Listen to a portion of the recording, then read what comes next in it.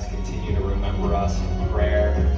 We need that so much. And we encourage you all, where you are on the other end of this country, to continue to seek God and to step out in faith for Him. So in whatever context that is for you guys, for us, may the Lord give us strength to just live on mission and each and every day see about what it means to be a disciple of Christ and to see who God is putting in our lives that we can disciple as well.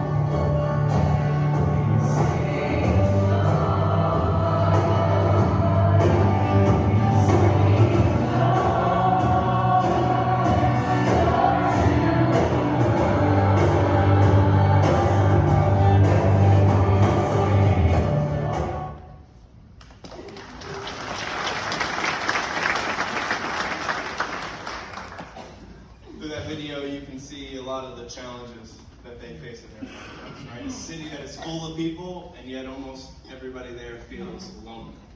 It is a spiritually dark place where God's light needs to shine forth.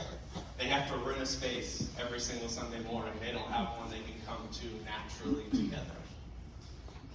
And yet God is doing some incredible work in that church.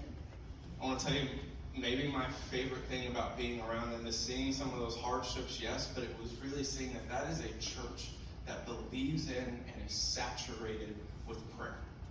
My favorite times being around them was the Sunday morning we spent together. I've seen this throughout my conversations with Chuck and going out there, but when we got together Sunday morning, they made prayer an essential part of what they do. They meet together at Sundays at 10. That's when their services start. But they ask all of their volunteers to try to get there around 8 so that they can set up, play all their worship music, get everything together. And then by 9 o'clock, they're gathering together. You saw part of the video was them in a room. I was in there with them in that room. And we were praying together for 30 or 45 minutes. Before people come, you have to welcome them. And it was one of those times of prayer that's refreshing. I don't know if you've ever had one of those moments where you've been in a prayer circle where it didn't just sound like people were saying words to fill the space in the room and to get the 30 minutes over with, but it actually felt like these people believe they have an open line to God. And they have the opportunity to ask Him for God to come and move and work in their service that morning and in their city as long as they are there. And it was a privilege to be a part of. And I believe after being a part of that God's doing some incredible things there. They made prayer a part of their service. Even at the end, they had us gather together in little small groups and pray through prayer requests with one another. They had a prayer team just like we have a prayer team underneath our screens every service. And people were going up with intentionality, asking and requesting for God to do things in their life, for God to do things in their city. And so, Bethesda Grace is an incredible church that I want to encourage you to continue to pray for over however long we're going to be supporting them for the next coming months, years. But I think the best way we can honor them and celebrate them today is for us to pray for them as well. And for us to dedicate ourselves. Hopefully that's something, a bit of a theme you're seeing in our service today, trying to pray with each element as we walk through what God is doing and what we're celebrating.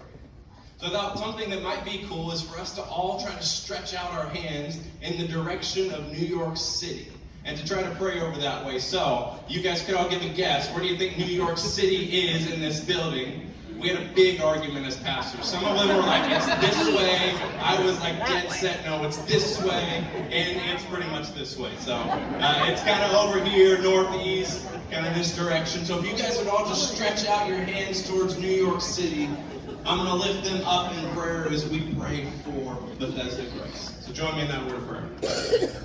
Dear Heavenly Father, we are so grateful that we get the chance to partner with brothers and sisters across the nation in making your name great in America and far beyond.